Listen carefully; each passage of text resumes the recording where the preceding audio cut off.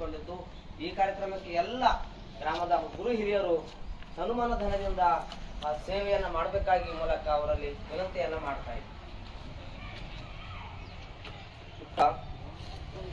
ಶ್ರೀ ಭೀಮಾಂಬಿಕಾ ಇಟಗಿ ಭೀಮಾಂಬಿಕಾ ತಾಯಿಯ ಮಹಾಪುರಾಣ ಉದ್ಘಾಟನಾ ಕಾರ್ಯಕ್ರಮಕ್ಕೆ ಪೂಜ್ಯ ಶ್ರೀ ದಿಂಗ 5ರಂದು ಶ್ರೀ ಕಾಶಿ ಜಗದ್ಗುರುಗಳು ಕೂಡ ಆಗಮಿಸಿ ತಮ್ಮ ಉಪದೇಶಾಮೃತವನ್ನು ನಮ್ಮೆಲ್ಲರಿಗೂ ಕೂಡ ಕರುಣಿಸಲಿದ್ದಾರೆ. ಅವರ ಒಂದು ಉಪದೇಶಾಮೃತವನ್ನು ಎಲ್ಲ ಸಕಲ ಭಕ್ತಾದಿಗಳು ಕೂಡ ಸೇವಿಸಬೇಕಂತ ಮೂಲಕ ಭಕ್ತಾದಿಗಳಲ್ಲಿ ವಿನಂತಿಯನ್ನ ಮಾಡಿಕೊಳ್ತಾರೆ. ವಿನಂತಿಸಿಕೊಳ್ಳುವುದೇನೆಂದರೆ ಜಾತ್ರಾ ಮಹೋತ್ಸವ ಹಾಗೂ ಸರ್ವಧರ್ಮ ಸಾಮೂಹಿಕ ಕಾರ್ಯಕ್ರಮದ ಎಲ್ಲ ಕಾರ್ಯಕ್ರಮಗಳಿಗೆ